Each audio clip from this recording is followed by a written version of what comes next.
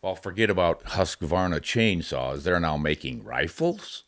And we're finally going to settle the argument about the 6.5 Creedmoor versus a 6.5 by 55 Swede, or better known after this episode as the Swedemore.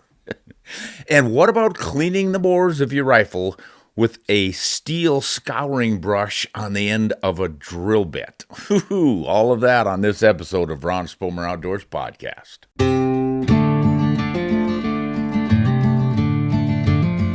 Hello, everybody. We've got a wild bunch today on this show.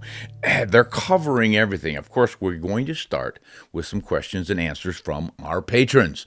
If you guys would like to join us on our Patreon community, go to patreon.com and then just type in Ron Spomer Outdoors. It'll give you all the directions for joining us. We just have a blast with all of our patrons, and we write back and forth constantly. And this is someone named Steve. Steve writes in probably every day. And he had something to say about the piece we did on the 45 Colt in both a double-action revolver and a lever-action rifle. It was the new model 1854 Smith & Wesson lever-action rifle, which has been working out pretty darn well now for a couple of years.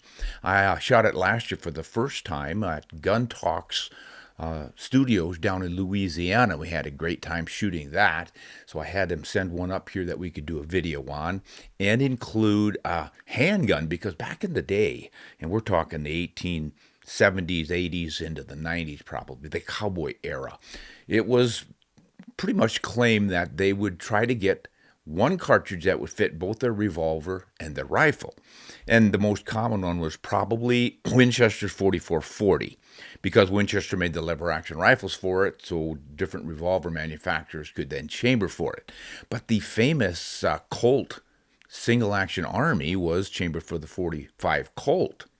So I don't know if there were very many folks that had even an option for a lever action in 45 Colt, but these days we do, because Smith & Wesson is making their Model 25 double action in 45 Colt, and then you can shoot it in their lever action rifle. So pretty cool. Thought we would do a video on that and just discuss how viable that was as that sort of a dual purpose cartridge that the cowboys used back then. Can we still do it now? Got a lot of response from different folks on that one, but this is Steve, and he says, while light recoil loads in a revolver make for a good snake or rat medicine, as well as casual plinking, one can also get heavier loads for hunting deer and hogs. The maximum average chamber pressure for a 45 Colt is 14,000 psi. I don't think Sammy has spec'd out a plus P load for 45 Colt, but loads for modern large frame revolvers generally run in the range of 25,000 to 30,000 psi. So get the right revolver and rifle, and you don't have to restrict yourself to loads meeting that original 45 Colt 1400 or 14,000 psi chamber pressure limit. I know that the pre-2005 Ruger Vaquero handles the higher pressure loads. For example, a 225 grain Barnes at 1,500 feet per second and a 260 grain jacket at hollow point at 1,450 feet per second. So do Blackhawks and Redhawks designed for 45 Colt or 454 Casull. But always confirm this stuff with your firearms or ammunition manufacturer. Likewise, there's a Marlin or Henry rifle designed to handle the 36,000 psi spec for a 44 mag, and those will handle stout 45 Colt factory loads. Yeah, good point, Steve. And a lot of people did write in about similar things. It's like, well, gee, why should I limit myself to a 45 Colt when I can get some of these other pistols, revolvers that will handle higher pressures, and then I'll get a more modern lever action, shooting a modern handgun cartridge like a 357 Magnum, 44 Magnum, 454 Casull, like you said, or the plus P loads in some of the older ones.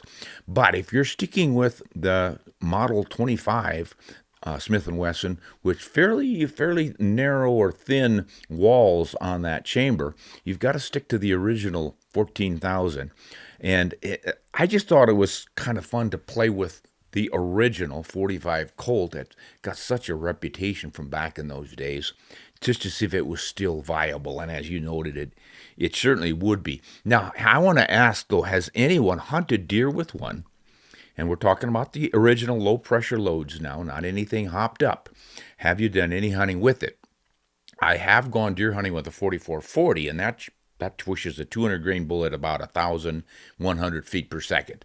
Shot a whitetail doe right behind the shoulders, or maybe it was through the shoulders, not remembering exactly, but that bullet just zipped right through. She ran about 100 yards and fell over. Not a lot of knockdown power in that little thing, but I would imagine something similar with a 45. But remember, back in those days, black powder days, you couldn't get your velocities up. So keeping your pressures low and your velocities low was not really that big of a deal. You needed more bullet mass. And that's where I think the 45 Colt was rolling pretty nicely with the heavier bullets. So if you've done any hunting for deer or hogs with that, I'd like to hear about it. How did they perform? What was your success? All right. Now, James Nash, this is another one of our patrons. And he said, gosh, he just wrote me yesterday, and it said, I am a fan of the Remington 788.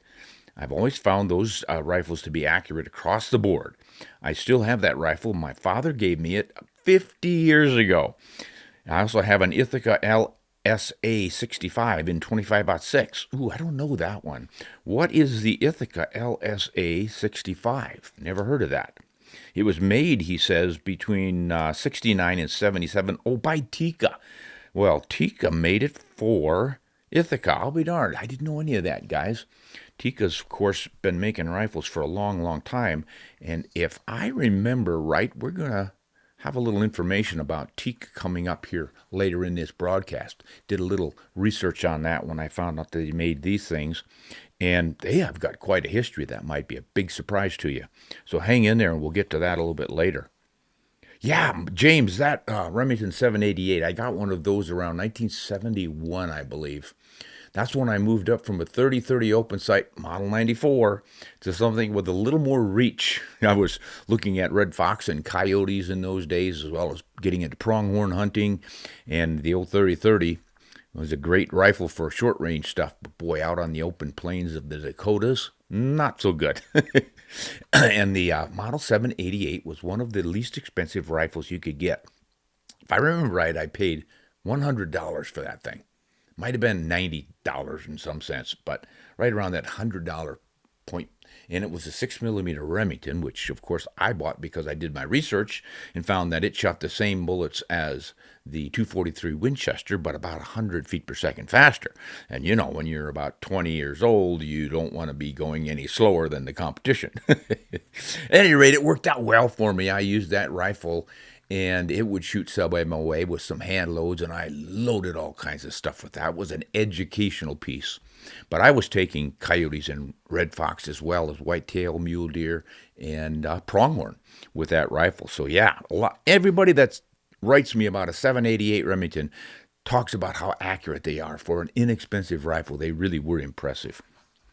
Okay, one more here. It's Mike, and Mike says, oh, this is in reference to a video we did shooting a Tikka against an old 1950 Model 70 Winchester chambered for a 30-06. We wanted to shoot that and see how accurate it was. This is one of Steve, good old Model 70 Steve, one of his kind of rebuilds. He likes to get the old Model 70s and fix the stocks up and make them look pretty again. And he did a great job on this one, as he does with all of them. But Landon was here, and he suggested shooting that against a modern rifle. So we picked a Tikka that his wife had. He brought it over, and we figured, well, that Tikka would blow that old Winchester out of the water. Turns out it didn't. In fact, I shot better groups with the 1950 Model 70 Winchester than poor Landon did with the all-modern Tikka. Was it a TX3? T3X. T3X. In a 300 Win Mag, right? Yep. And I was shooting a 30-06, and I shot a little bit tighter groups than Landon did. A lot of people wrote in and said, it's not fair. You're not being fair by Landon having to shoot this rifle that was his wife's, and he'd never shot it before, and he was shooting factory loads, and you and Steve had this Model 70 all tuned up with some custom loads that he knew were shooting about half MOA. So it wasn't fair to poor Landon. And that's essentially what Mike is saying here. He says, you two guys set up poor Landon. His wife's rifle, well, he'd never shot it before. He had no idea what loads it liked. Let him work up some hand loads and then demand a rematch. Best value for the money is the Tikka, but I do like my Winchester Model 70 Classic in a 280 Remington from 1993. It fits me perfectly. It shoots great too. Well, thanks, Mike. Yeah, Landon asked for a rematch on that already, so we told him, go home, get it all figured out, and then come back, and we'll see if you can beat old Grandpa Ron and that antique. Two antiques beat the young guy with the new rifle. That was pretty fun. But Landon's a better shot than you. Yeah. Oh, that's a good point. You know, several guys wrote in and said it wasn't fair that two different people shot two different rifles. To really make it a fair test, the same shooter should have been comparing the rifles. And I thought, well, the reason that we brought Landon in to shoot is because he's a better shot than I am. So we were trying to give the advantage to the new rifle. But this really did prove that the old rifle could shoot better. Of course, a lot of guys said, well, it's not fair because old Steve probably spent years working up the perfect load for that rifle, and that could be too because he's a stickler for precision. Okay. Now, we had a lot of comments, as we usually do every week, about the 6.5 Creedmoor, also known as the Needmore, or the 6.5 Man Bun. And we decided to kind of settle that whole thing. We did a video, I think, about a week ago. Haven't been out yet, but it'll be out soon.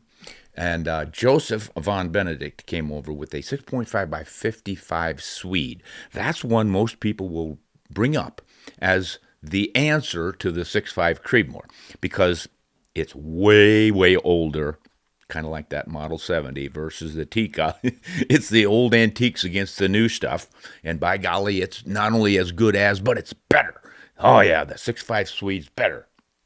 Is it really? So Joseph had this custom rifle, high-end, expensive custom rifle in a 6.5 55 with some custom hand loads fine-tuned for precision accuracy. I was shooting an off-the-shelf 6.5 Creedmoor. I did shoot my hand loads for it.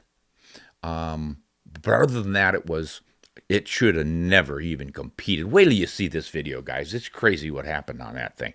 At any rate, somebody's writing in talking about the 6.5 Man Bun. Let's just see what he has to say. I live in Montana, and the guys out here take deer and antelope and even elk with a 6.5 Man Bun every year. We have farms in Indiana, and I hear guys say that it's a crippler over there. Can't harvest cleanly. Well, I tell them it's one of three things. You don't hit them properly, or number two, you're using a wrong bullet. Number three, you do not know how to track. It's hard to track in thick woods as a learned skill. I don't care what rifle or bullet you use. If you don't take out heart and lungs, the nervous system, well, you're not going to harvest a deer cleanly. So many guys use the ELDX ammo and they shoot one at 50 yards and wonder why they have issues. Well, even Hornady's guys will tell you that bullet is designed for 100 yards plus. They would be better off with a good cup and core bullet or a tipped monolithic bullet. They do not believe me when I tell them, and it works out fine here in the West, so it should work fine in Indiana. I don't have one. I have a custom 98 Mauser in a 6.5 by 55 Swede, which pretty much duplicates the Creedmoor. But either way, hand loading, I can get a little more horsepower out of the Swede. The problem is, guys that have maybe killed 1 or 3 deer then say they're experts. Well, I've harvested deer, antelope, elk, bear for 50 years with everything from 243 Winchester up through the 45 calibers, and they all kill if you use the right bullet and put it in the right body part. That's kind of the solution for those 6.5s. It's more about the shooter and the bullet and where they put it than the 6.5 Creedmoor. As you say, it does pretty much the same thing as a 6.5 by 55 as far as ballistic performance. All right, Mike here says, this is Mike Collins 8241 responding to a video, and he said the 6.5 Creedmoor wounds so many animals because it is the current #1 choice of new shooters who think that it has magical powers. And they simply can't shoot well. Yeah, you're pretty much echoing what our previous gentleman was saying on that one, Mike. Yeah, that's the same thing that Fusia 12 said about hunting in Montana. And I think that's the answer, guys. Someone else wrote in and said that He thinks this. Oh, there was a gentleman from Texas who was guiding hunters, and he said the 6.5 Creedmoor ends up wounding, crippling more deer than any other cartridge used on our ranch by our deer hunters. Kind of scratched my head and thought, I bet you that's. Oh, somebody else wrote in and said, I'll bet you that is because so many of the guys who go out there are first timers or they've just gotten the 6.5 Creedmoor and they have these ideas in their head that it's such a super cartridge and it shoots so flat and it shoots so far and it's so accurate that they really are not trained to shoot it well. The cartridge is certainly up to the job. The bullets, when you use the right one, can certainly do the job. But it's just these assumptions that the shooters have. So it's a shooter issue, like this gentleman said. So, yeah, I think you're on it. But remember, we've got the absolute answer coming up on that video with Joseph and me shooting that fancy 6.5 rifle of his. So be sure you watch that, and then you'll have the right answer for all of the guys who like to complain about one or the other of those cartridges. Hey, let's switch it up a little bit and hear from Tony. It sounds like he's talking about 375 H&H and 338 Win Mags. What's this all about?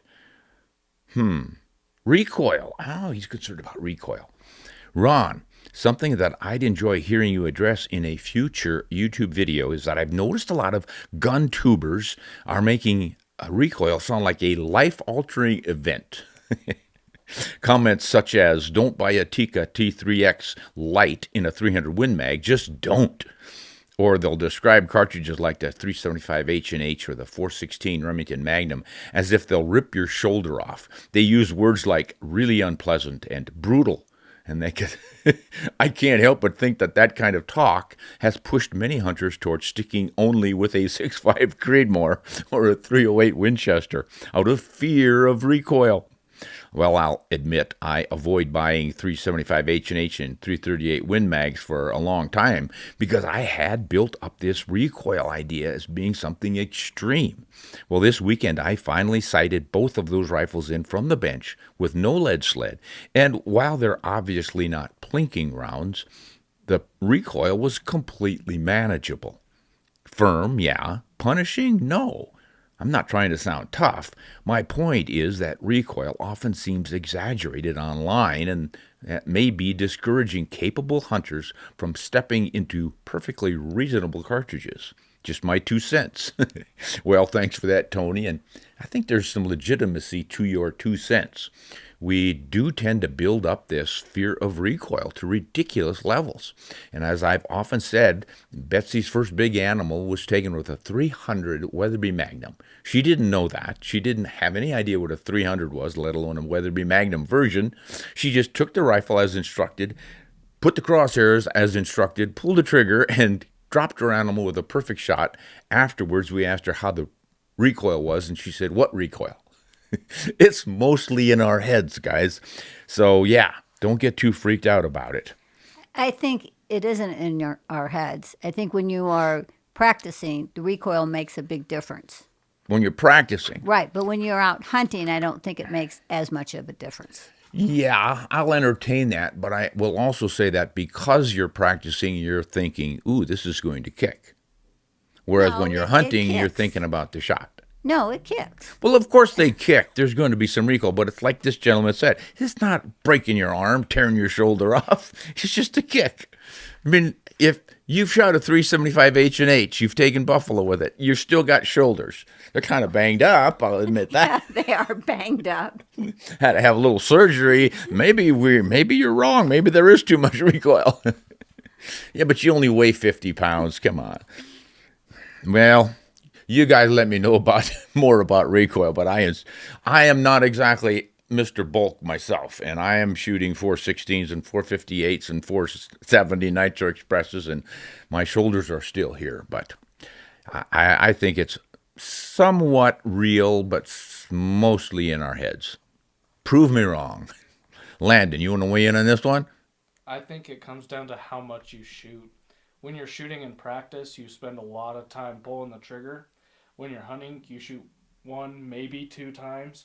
So I think it's just the repetitivity on your shoulder. Okay. That really gets to you. Okay. That's another good perspective. What do you guys think? I think we'll be arguing the recoil thing forever. Just don't write in and tell me a 270 kicks like a mule. I'm never buying that one. Oh, let's see what looks like John Fettig has to say here. Ron Spomer Outdoors, this is an excellent message and one that I would hope more people with your platform would take advantage of. We've all had enough of hunting videos and gear reviews and cartridge comparisons.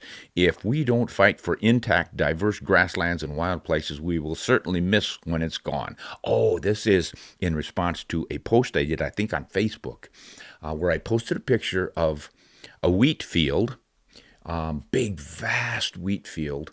Of course, nothing on it but a few little green sprouts coming up. And then I countered that with another photograph of lots of brush and grasses and trees and things.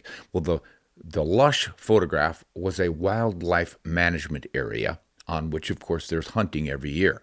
The wheat field was bare naked. And my point was the anti-hunters who always say we kill off all the animals and we've got to stop hunting or we won't have any wildlife. There's wildlife aplenty on that hunting zone, and there's nothing on that wheat field because there's no habitat. Not only are there no pheasants there, no sage grouse, no sharp-tailed grouse, no quail, no deer.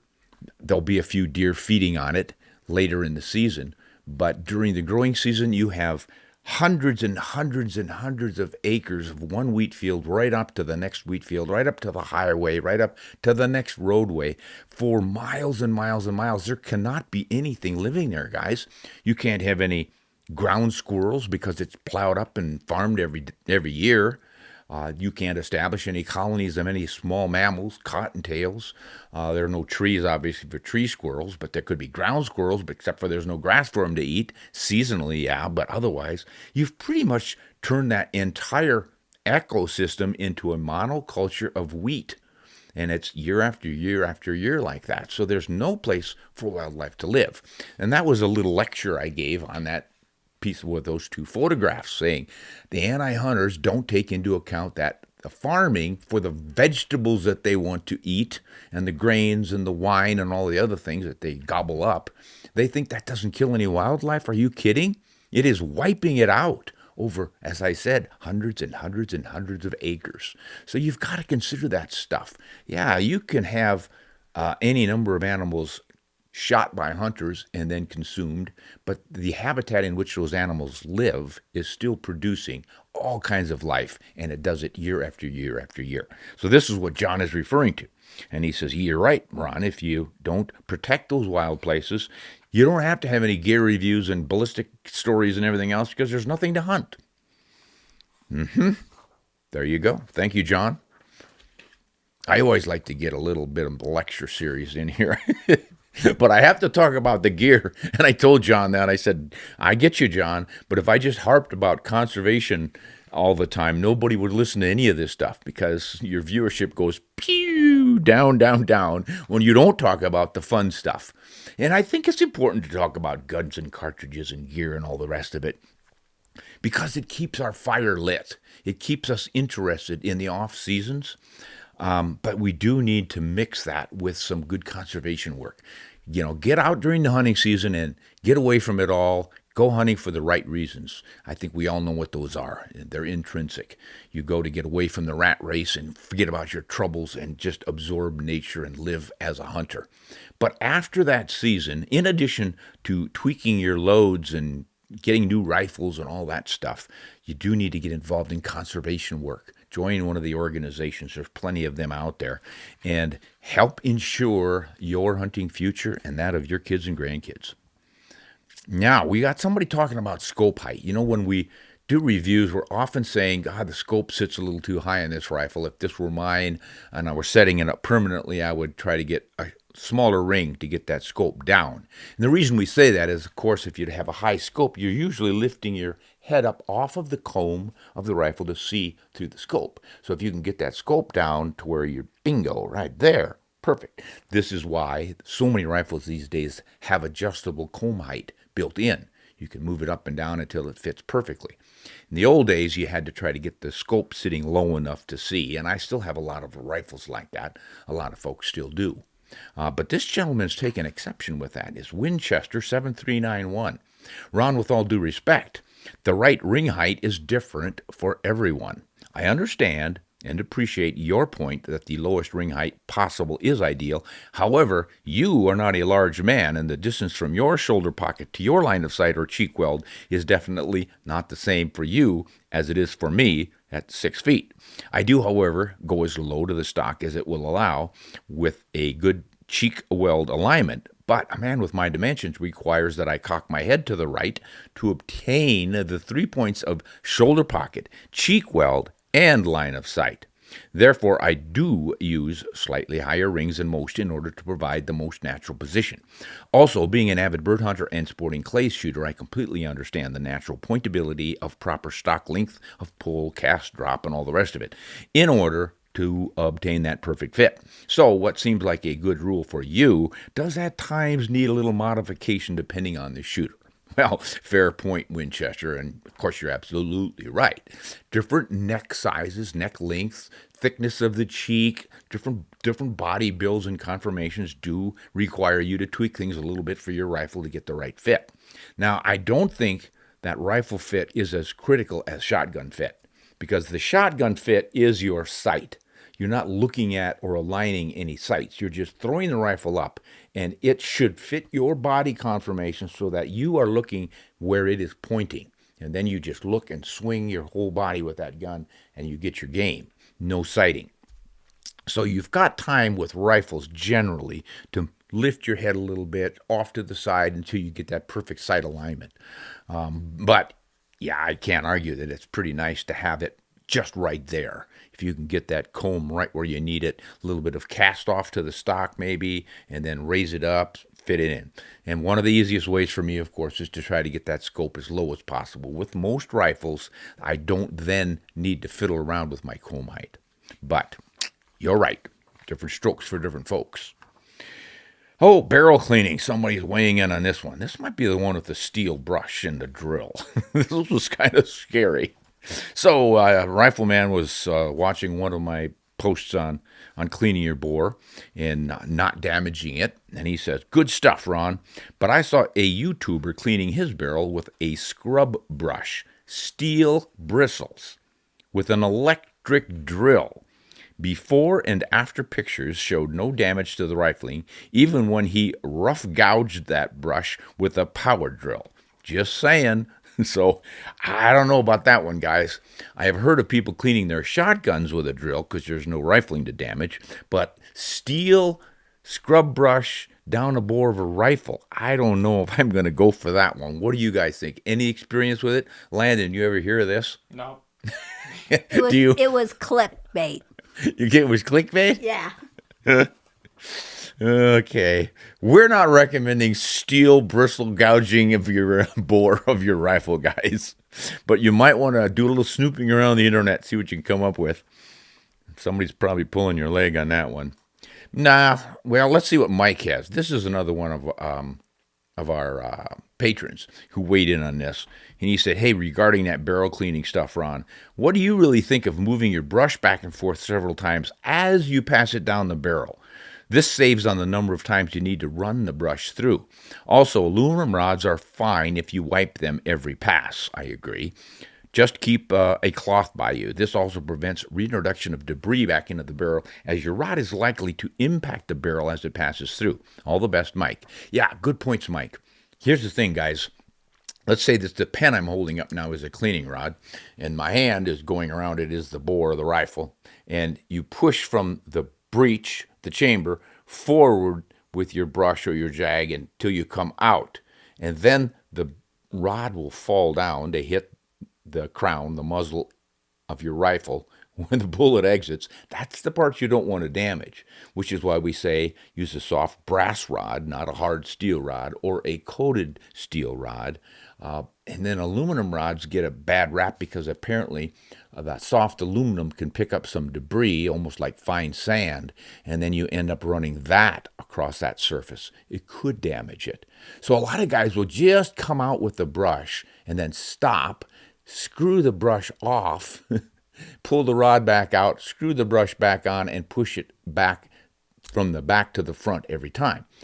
Well, what Mike here is suggesting is, why don't you, if the got a bronze brush, you want to go in and scrub it, push it in and go back and forth, scrubbing and scrubbing and scrubbing, and so rather than all the way out. I have done that a few times with nylon bristles. Boy, with a bronze bristle, you want to do that because if you go one direction and then are bent and you try coming back the other direction, if you can even move it backwards, you're probably going to bend it two ways and then it's going to lock up. This happened to me years and years ago, and I literally had to pound that thing out, take the barrel action off the stock and put it in a vise and just get in there and ruined a rod completely to hammer that thing out, and I got a slug. My bristle brush turned into a solid slug. So I don't recommend the back and forth stuff. But in general, guys, bores are very hard, and most of the tools that are made for cleaning aren't going to ruin things. Stay away from the jointed rods because the joint can sometimes catch and hook. And then the harder rods you want to be a little more careful with. Use a bore guide if you can, a chamber guide. That is some kind of a device that fits in the chamber almost like your cartridge would, but the hole in the back allows your rod to go in so it's lined up perfectly down the bore without the rod falling against the rifling. At some point down the barrel further it probably will, but I don't think it's an issue there. So that is the story on cleaning barrels for now. I'm sure there'll be more questions about it. Here's one about cleaning. What? Cleaned it? That's my 2 cents. Says, he says, new hat, Ron. Have you cleaned the old one? It looks good. Yeah, this is the new one, guys. We made a little switch here, a little test drive. The old hat has been around for a good, 14 years, honey? Yes, and it looks it. Yeah, it looks it. But I thought it matched up with me pretty nicely. I should be wearing an old beat-up hat because I'm an old beat-up guy. But some folks were saying, it's starting to look a little ratty, so let's spiff it up a bit here, buddy. So we got the American hat makers offered me to wear some of their hats and see if I liked them. Of course, they're going to get some free publicity out of this one, so they love me. Can't blame them. But I love the hat. I really do. It's much lighter than the other one. I haven't tried it out in big winds yet because it's a little bit floppy. We're going to look at maybe putting a metal band in here. That's what was in my old one, so I could bend it into the perfect shape, and it would stand up pretty good against winds and stuff when you're out hunting. So for now, I'm really liking this on calm days and inside and whatever. And folks have said it looks pretty good, so I'll have to take their word for it. It's called The Breeze. There's a link below. Oh, Betsy's back to business. The Breeze from American Hat Makers. The Breeze. We're going to have to rename it the Ron or something like that. The Hunt on a Shoot Straight hat. How does that sound? All right. Tikka history. Somebody was asking me about Tikka. I think it was Landon. Landon, weren't you saying you thought Tikka came out about 2000 or something? Yeah, I thought it was pretty modern in comparison to most rifles that you work with. Yeah. And then I was proven wrong. Well, I was proven wrong too. I really hadn't thought about it, but I knew it was a little older than that, but I wasn't real sure. So we looked it up, and I thought this might make an interesting read. There's so many Tikka lovers out there. When did Tikka get started and where and all? I think most of us know it's a Finnish company, made in Finland on it. Finnish doesn't mean they're done. That's made in Finland. But why are these Finnish rifles so consistently accurate? They've just got this incredible reputation. So let's just do a little history here. And Landon and I were both pretty surprised. Tikka rifles originated in 1918. That's just a few years after the 30-06 came to life in 1906. And it was at the Finnish Tikka Koski factory.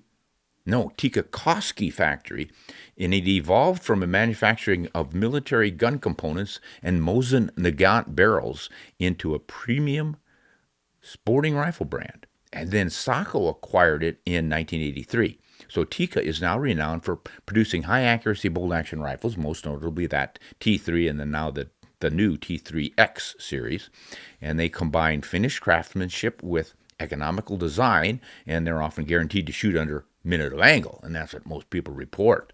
My friend Ted, I think he said he bought 3 rifles for his grandkids, and he got all 6.5 Creedmoors because it's such a good starter rifle. All 3 of them shot under MOA, and I think 2 of them were half MOA. One was just a little over that or something. He was pretty impressed. So these are key historical milestones for Tikka. Established in 93, and then from 1918 until 1920s, the factory began manufacturing gun components and machinery for barrels. From 27 to 1940, they produced M27 rifles for the Finnish army. In 1937, the first prototype of a Tikka hunting rifle was produced. From the 40s into the 50s, following World War II, the factory was under Soviet control, so they were heavily involved in manufacturing sewing machines. I thought they were going to be making AK-47s. Oh, well. In 1968, they re-entered the firearms market with a Model 50 M55 and later an M65 rifle. Okay, does anybody out there have a Tikka M55 or M65? If so, fill us in. Tell us all about it. We've got to find out. I have never seen one. In 1983, Tikka Koski was acquired by Nokia-owned company Sako. Now that's what most people know, that Sako owns Tikka. But I didn't know that Sako was owned by some other company called Nokia. Nokia, is that the Nokia that does... What do they make? Nokia watches or what? I don't know. Do you know, Landon? I have no clue. Nokia, is that Nokia. digital watches and phones? How do Nokia. you spell it? Nokia. Nokia. We'll find out about that Nokia. Phones, that's right. Phones, Nokia phones, yeah. So I think it's the same Nokia that does phones. It's a Finnish. They're out of Finland. It's a Finnish out of Finland. You heard it first. Landon told you all you need to know. It's Finnish out of Finland. Okay. So in 1987, production shifted to the Sako's facility, and they merged the two brands as Sako Tikka. And in 2002, they launched the Tikka T3, focusing on a single action size, standard length 30-06 action size, for all calibers to reduce cost. And I noticed that when I got my first one, what was that, about 2 years ago? It was in the 308 Winchester, and I was shocked that it was a full-length action, not a short. But that's how they keep the price down. Just one action for everything. Then in 2015, they improved it, came out with that T3X series, and that's what's really put it on the map. All right, Betsy's got a couple of short little things here. Oh, well, yeah, this sounds like Betsy, all right. Some guy named 308 Guy writes in and says, "What a condescending jerk you are. You'd better be enthusiastic." What? What was that from, Beth? I don't remember. You just thought you want me to read that people think I'm a condescending jerk. No, but the guy below commented on it. Oh, next guy's going to save me. Blaine Schlecht. He wrote back in response to 308 Guy and says, "Ron is just being facetious. Ron is pretty self-deprecating." Bingo. Mr. Self-Deprecator right here. I deprecate every day. I am a deprecator. No, thank you, guys. Well, maybe not 308 Guy who thinks I'm a jerk, but I suppose sometimes that... Betsy, am I ever a jerk? Rarely. I try to be a nice guy, guys, but sometimes. All right, let's hear from G. Allen from the Black Hills. I wonder if that's the Black Hills in Wyoming or South Dakota, or maybe the Pine Ridge part of Nebraska. Some people call that the Black Hills, but famous region. That's where the Mount Rushmore is in South Dakota, and Wind Cave National Park, and Jewel Cave National Park, and Custer State Park. Fun country. That was Black Hills. That's where Custer made an expedition, went through there, and his men found gold in the creek. I think it was French Creek, in what's now Custer State Park. A lot of history in that area. And then Wild Bill Hickok got shot in Deadwood, and you need to go see the Black Hills sometime, folks. Fun. At any rate, let's see what Alan has to say here. Greetings and salutations, Ron, Betsy, and crew. That's both of you guys. First, I want to thank you all for the wonderfully informative work. I truly enjoy following all the various episodes. Well, thank you, sir. Even when the subject matter isn't particularly concerned with my core interest, I still find little tidbits and morsels of information to file away. That's what we do here, morsels and tidbits. Second, and most importantly, I am wondering if you can point me to something along the lines of a GCA, that stands for Gun Collectors Anonymous. Some family and friends have recently held an intervention because they think I have a problem. And after a bit of reflection, they might be right. The indicators are I have recognized I have several items, close to a dozen, that I've had for more than a decade that I've never actually fired.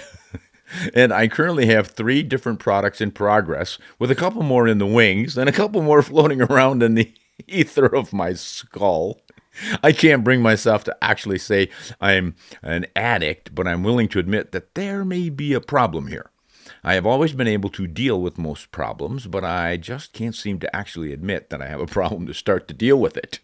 So, any help you can provide pointing me towards some kind of help would be sincerely appreciated. Thank you. Keep up the great work. P.S. I recently found an original 1868 Springfield trapdoor rifle in 50/70 government with some loaded ammo and reloading dies at a very reasonable price. What do you think about a project comparing various old single-shot buffalo rifles like this trapdoor and the sharps and the rolling block and the falling blocks, etc., etc.? Any thoughts?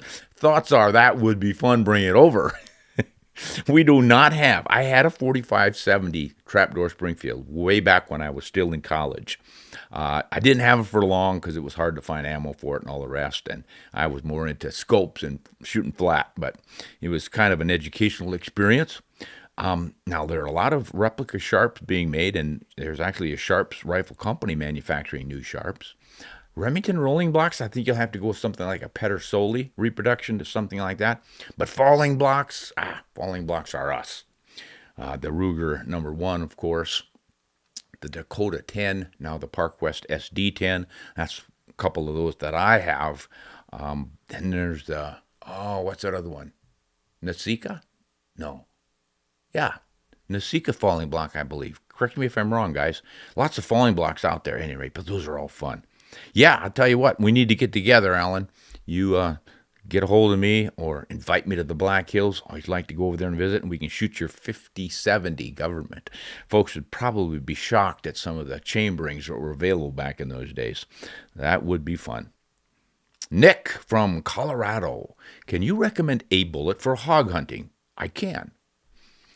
I am going to hunt a hog in Texas, and I'm trying to decide on the bullet.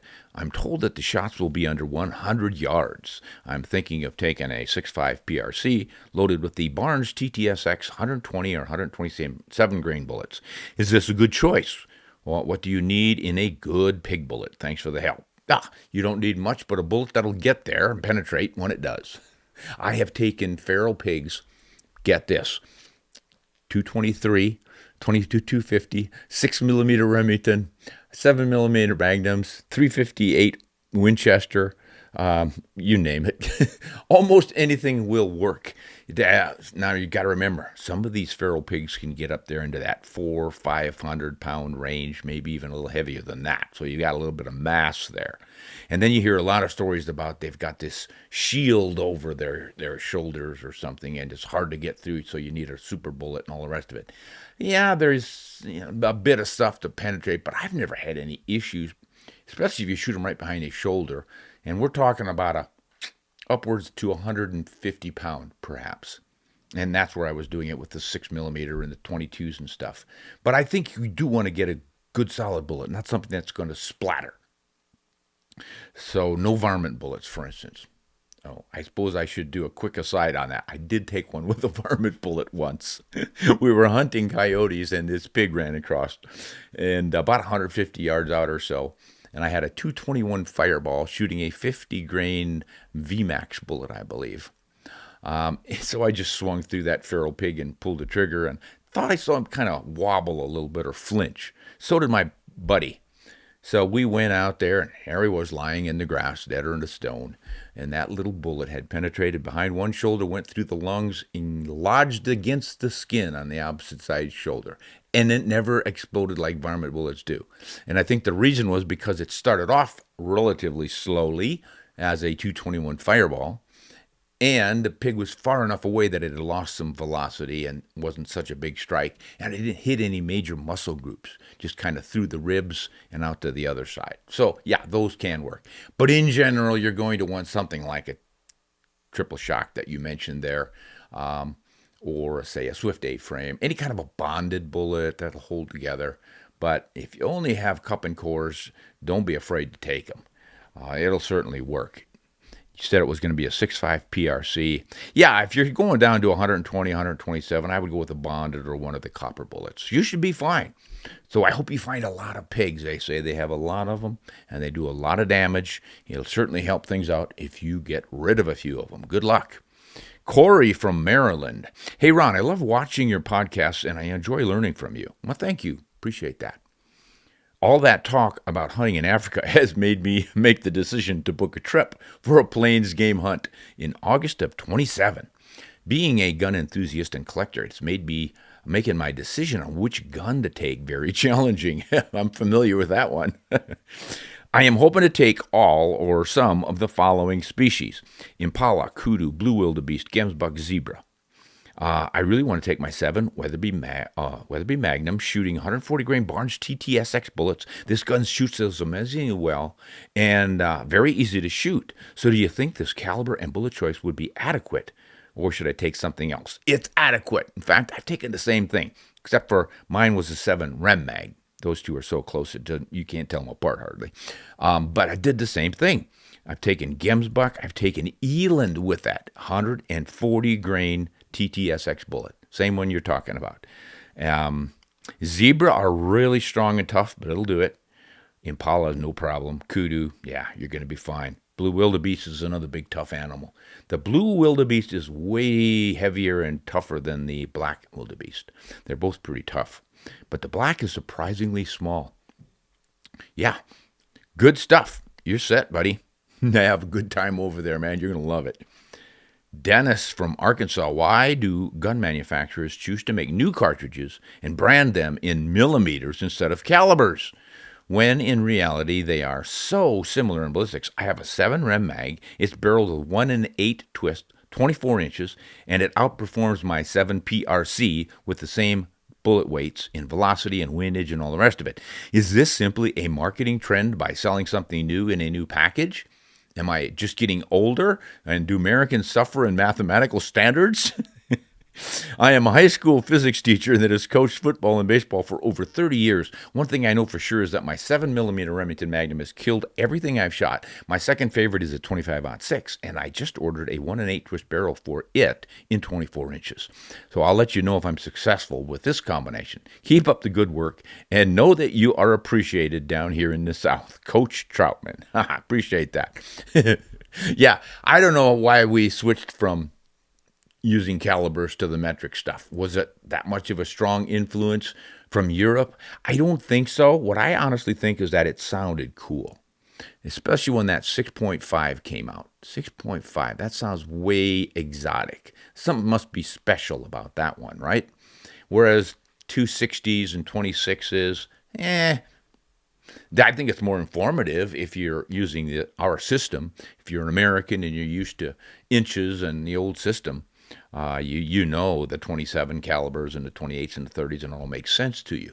But if you're a young person, you're starting up and you hear that there's this cool cartridge called the 6.5, yeah, okay, and then there's a 7, and then you get to the 30s and you go, wait a minute, that's not millimeters. Now you're getting confused. So it does get confusing. But, you know, what's really crazy is the 5.56. We've got a 223, right? Give it to NATO and they have to give it the metrics because it's European now.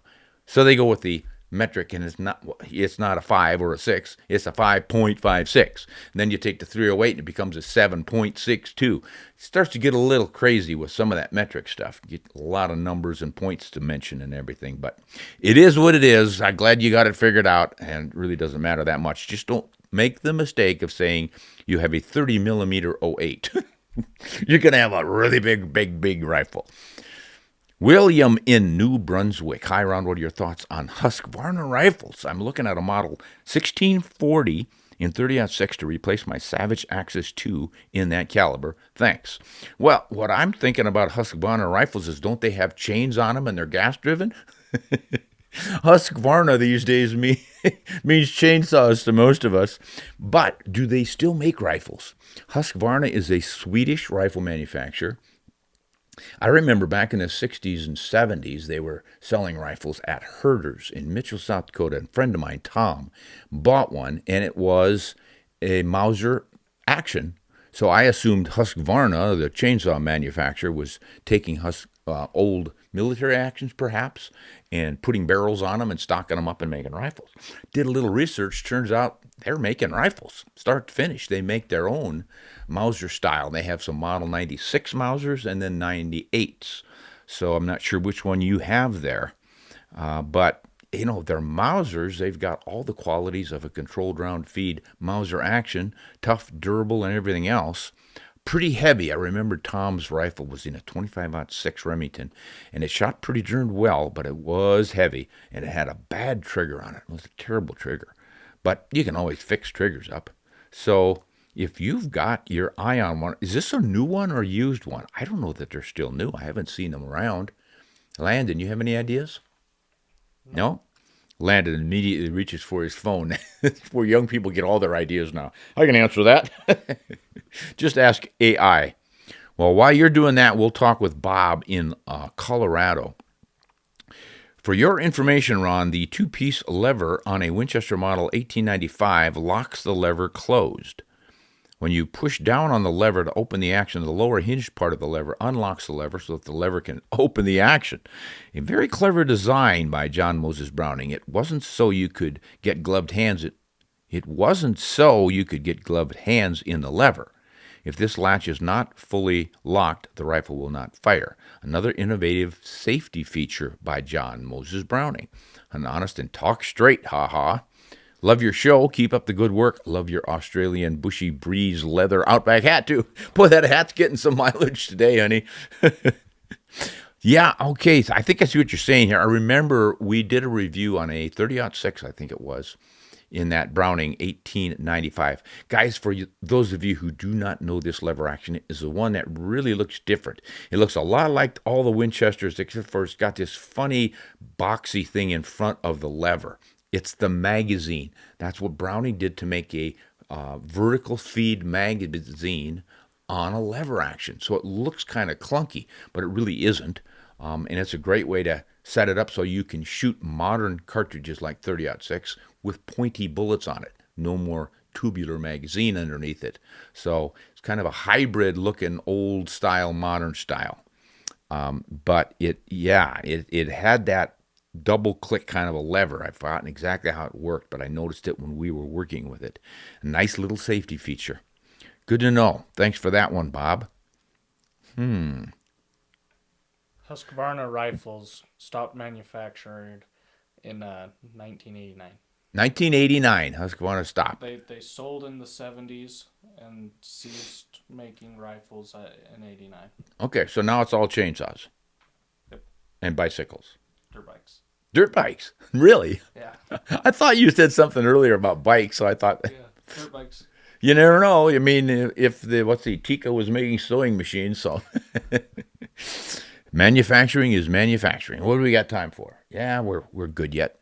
This is Alan from Minnesota, and he says, Ron, I am 60 years, early 60s, retired Air Force officer looking to buy a new hunting rifle. The first one in years. Well, that's got to be exciting for you. Congratulations on retiring, and thanks for all of your service there in the Air Force. And good luck with this rifle. Let's see what else he has to ask about it. I live in Minnesota, recently transplanted from Kentucky, and I hope to do some western U.S. hunts, mainly Alaska. Got a daughter and family area up there. Realistically, most of my hunting will be for whitetails in Minnesota and back in Kentucky. But I would like to get something that will work for moose and pronghorn and mule deer, etc. And I might handle a bad-tempered bear someday if I run into one. So I'm a bit old school. I have been considering the 30-06. I already own a 270.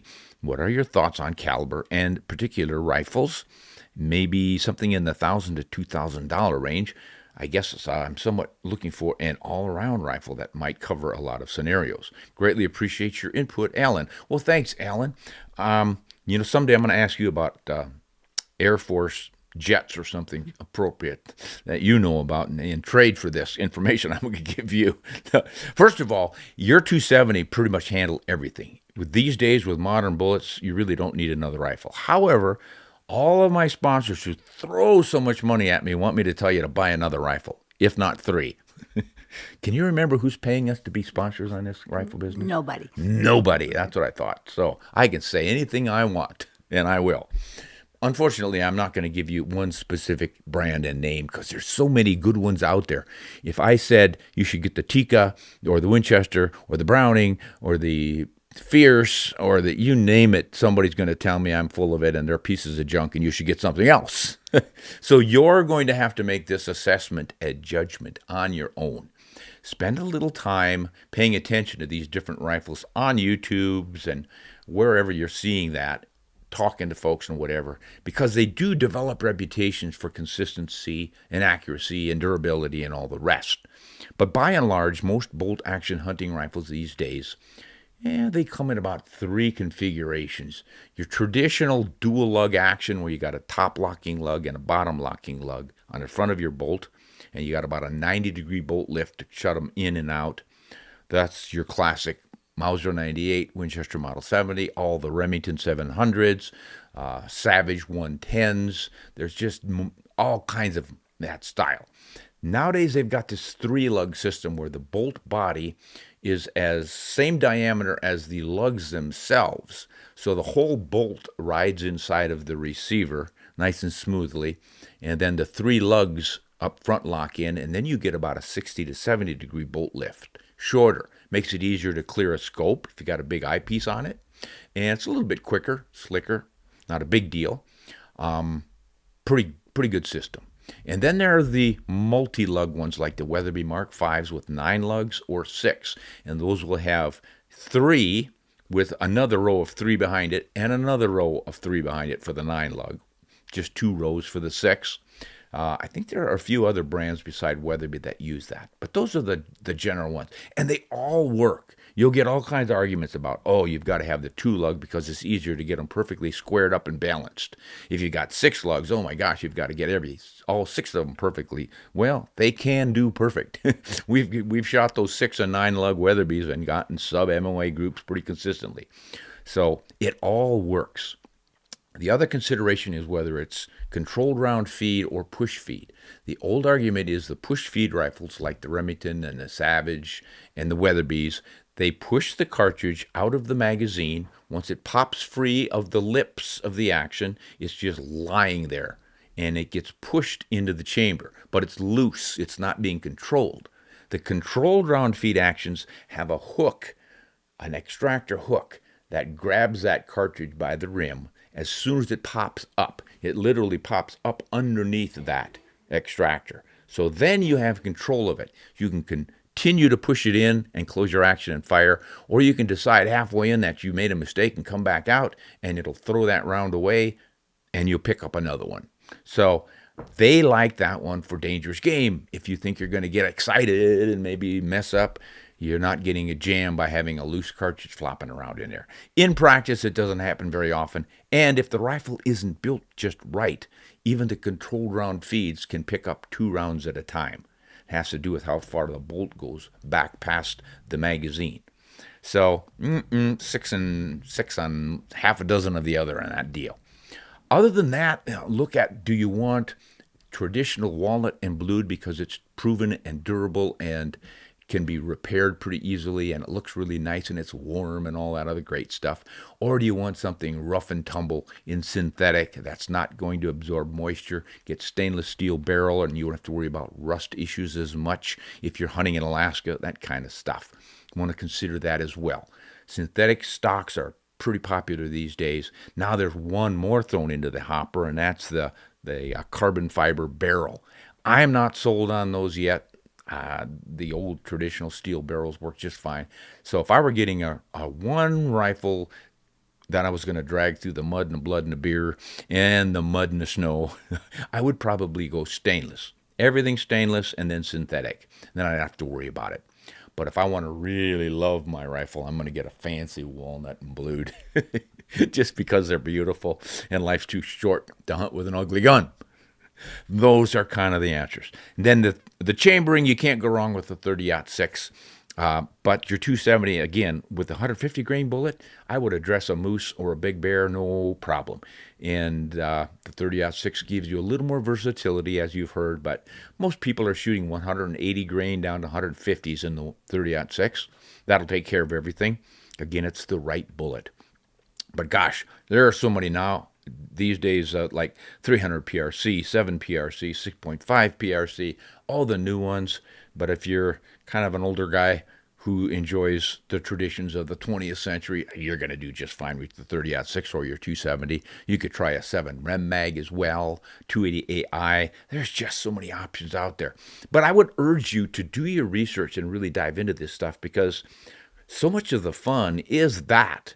Just learning about why would I want one over the other? What does this one do that the other one doesn't do? That kind of thing. And you'll just be a better, more well-rounded shooter and hunter by having compiled that information during your research. But if you just want to make it simple, grab your 270 and go. So good luck to you, Alan. If you have any more questions about that kind of stuff, you really want to drill down, go to RonSpomerOutdoors.com website and got it. What's it called, Betsy? Comments or questions? A section on the top? On the top bar to leave a question. It's the comments. In the comments, okay. Right. Yeah, go to the comments, and then you can leave us a comment. Put a red flag on it and say, hey, Betsy, you're really cute or something, so she looks at it, and then she'll get it to me. And we'll get right to it. I think that's all that Betsy has piled up for me. Landon, do you have anything to add to this? I'm good. I didn't say anything terribly wrong this time? No. Didn't insult you? Oh, absolutely not. How about you, Betsy? Always. Always what? Nothing. Go. Uh-oh. Finish. We're What? wrap it up. Wrap it up, Clarence. All right. All right, guys. Peanut gallery back there is really messing me up. Betsy's going to fall off her chair. She's laughing so hard. Thanks for all of your questions and comments, especially for calling me a dip, whatever it was you called me. And we will urge you to hunt honest and shoot straight, and we'll see you next time.